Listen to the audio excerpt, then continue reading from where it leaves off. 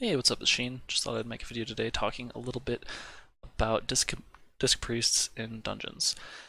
And currently, during Grievous weeks, it's kind of rough. So here's just a little run I did a minute ago, and it was one that went actually well for once. It was just a +8, but we actually two-chested it, so that was pretty fun. So normally, when you're doing disc priest, what you do is you just do like full damage build.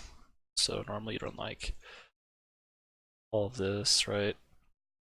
And you would just pretty much do damage the whole dungeon. However, that doesn't always work, especially in the higher keys or during Grievous weeks. So during Grievous weeks, first off, here are the talents that you want to run. You want to run Twist of Fate.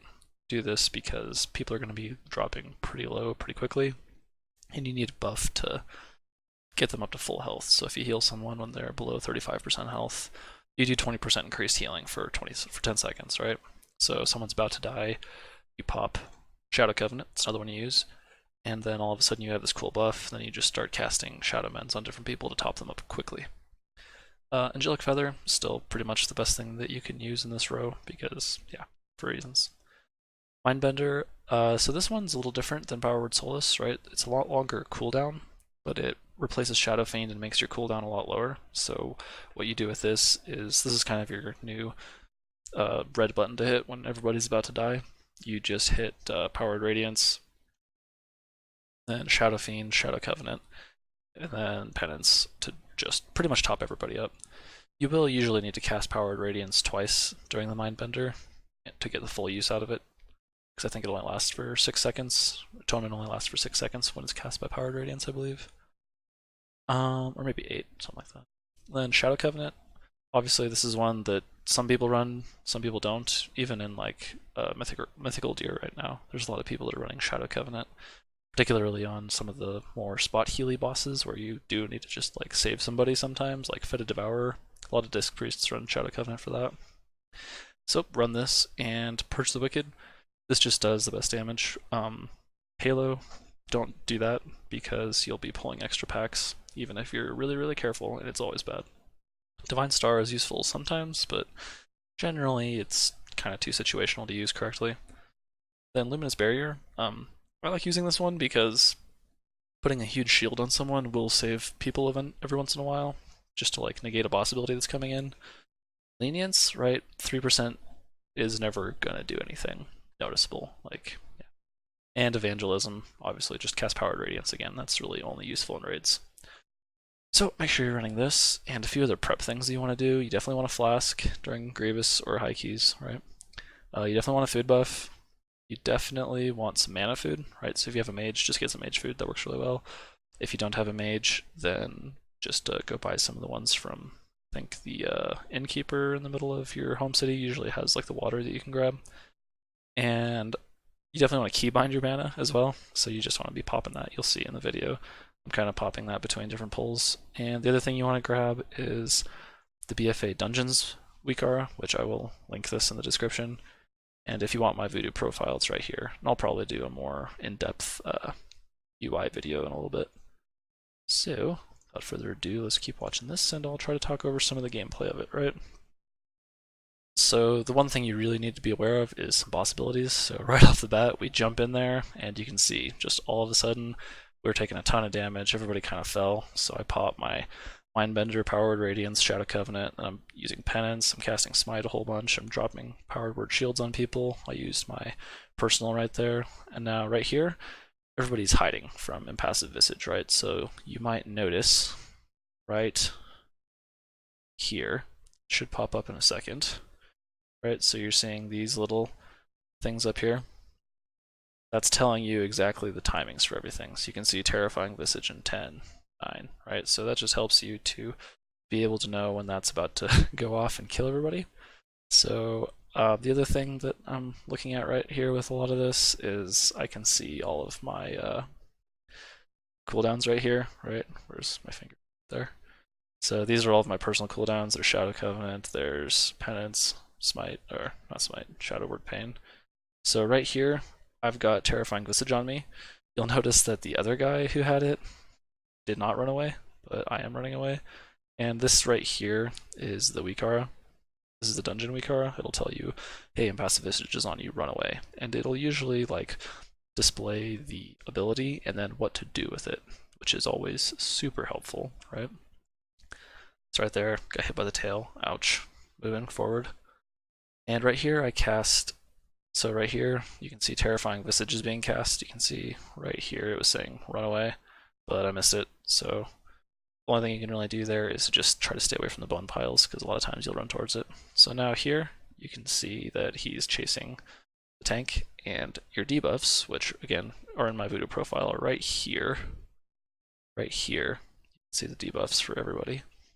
Those are really important to track, especially as a priest, or especially as a healer, rather, because a lot of them will kill people, and you need to do something to negate them. So, like, you can cast pain suppression on tanks every once in a while. You'll also notice that Grievous is right here as well, right? That one right there. So there's 2 stacks of Grievous. During Grievous weeks, you want to clear those as often and as quickly as you can, using Shadow Covenant, and this is one of the only weeks that you will just straight up spam Shadow Wind, like as much as you can. You really want people to not get it. So right there, right, Nymeria, the mage, got chomped, so I cast Pain Suppression on him so he wouldn't die. The boss was almost dead, which is probably why they didn't run away, which is fair. Yeah, so now we're just running through, probably skip some of this. Some of this trash is a little rough. Yeah, so right here, just be talking through the weak aura a little bit, because it's always helpful. This is another weak aura I have. This has like, hey, 4 out of 5 people in your group have fortitude on them. Please cast it again. So right there I cast the bubble, or lenience, I think. Not lenience, whatever the thing that replaces power word barrier that puts a bubble on everybody. So now the mage is about to die there, so I start casting quickly, and you'll see over here, I need to get a weak aura for this at some point. Right there, it's about to go away.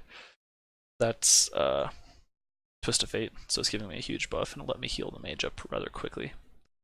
So a lot of times you just kind of keep Power Word Shield rolling on the tanks, especially Death Knight tanks. That's all they really need a lot of the time is Power Word Shield, and they'll usually heal Grievous off themselves.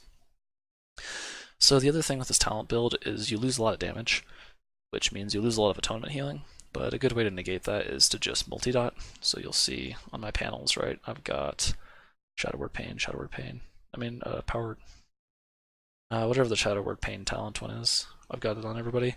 And when you cast Penance, it starts spreading to everyone else as well, so that's always a good thing to do. Yeah, other than that, we're just kind of killing some trash. See if these guys die soon. So another thing to do in these dungeons is pay attention to CCs, right? They just CC'd that guy. If they do that, don't attack them.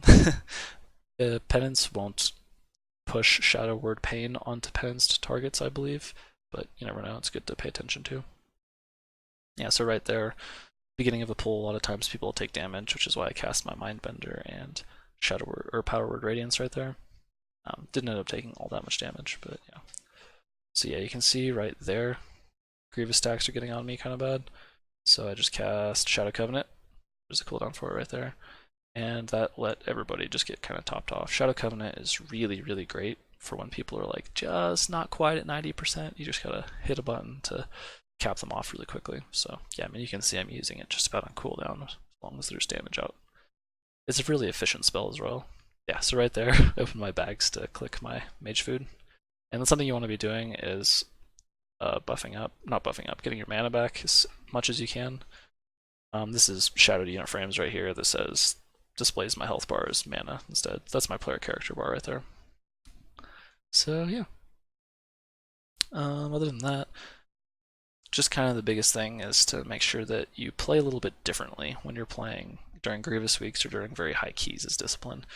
You really don't focus on damage nearly as much. The only big damage thing you'll do is multi-dot, just so you can have some good atonement heals rolling on everybody. Yeah, normally what you do is you just kind of do Power Word Radiance, Shadow Word Pain, Schism, Power Word Solace, Penance, Smite, and you just kind of do that in order the entire dungeon. It's pretty simple stuff. It does get a little boring, so I think it's a little more fun during Grievous weeks as long as you're not in too high of a key, but yeah. So, we'll probably just go through this run a little bit more and talk through a few things. Particularly for bosses, there's a lot of good mechanics that the weak aura will help you with. Yeah, so like right there, it said a second ago that I had a dot on me, and you can see the debuffs. For everybody else, they have the dot on them right there. Those are important to know because, yeah, and their whole character pane changes colors as well. That's good to know because people are going to be taking a lot of damage from that.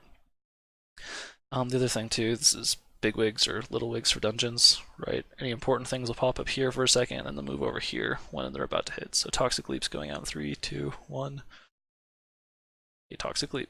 A lot of times there'll be a queued ability that they'll cast next. So yeah, you can see there's a lot of damage going out right now, but you know, as a healer, just kind of keep your cool, pop your cooldowns when you need to, and just focus on the people that are going to die first. That's the important one, right? Like, number 1 rule is keep yourself alive. So, number 2 rule is keep the tank alive. Number 3 rule is stop deaths from happening as much as you possibly can, right? And this boss fight is particularly annoying because you have to move out of the toxic puddles the whole time. And apparently Mass Dispel does not actually get those debuffs off of everybody, so. Yeah, so right there I cast Powered Radiance, Penance, and then I'm just kind of cast Shadow Covenant on everyone. A lot of times I'll just cast it on myself since I know that I'm always in range of everybody. As a healer, like that's kind of a thing you try to do. And yeah. And once again, for this boss fight, all the mechanics for the boss will pop up right here. Like announcements from bigwigs will pop up right here, I believe. This is my personal that's on cooldown. Rid of that little quick, I think it's like Desperate Prayer is what it used to be. I'm not sure what it is now. I think it might still be Desperate Prayer. Yeah. So we kill the boss. Then we go do some trash after this. Feasting Sky Screamer will cast like a Fear. I think the weak aura should pop it up. Guess, yeah, right there, casting Terrifying Screech, right? That'll make like a noise usually and have a big announcement going off. Yeah, so if you're ever kind of worried about healing Grievous, this is what you do. I'll just go ahead and skip to the end of this run. Yeah, so here we are fighting this guy. And this one's important too because there's the, what is it, Echoes of Shadra, I believe, where you all have to stack up. Racking Pain, yeah, like dodge the spiders. Spiders will freaking one-shot you a lot of the time. So it should be here in just a second, I believe.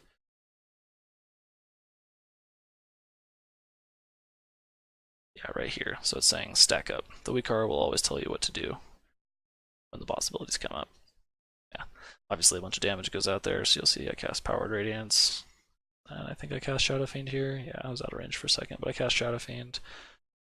Then I cast Shadow Covenant. Start dropping some heals and some Power Word Shields on people. Just do some Shadow Men, skip people up. So yeah, you can see right there I had the Twist of Fate buff, which is why the Shadow Men healed for like most of that Demon Hunter's health. He's a Demon Hunter, so he probably popped something himself as well, but yeah. So yeah, just follow these simple instructions and you should have no problems killing stuff during Grievous weeks or on high keys. If you liked the video, go ahead and leave a like. If you didn't, then see you later.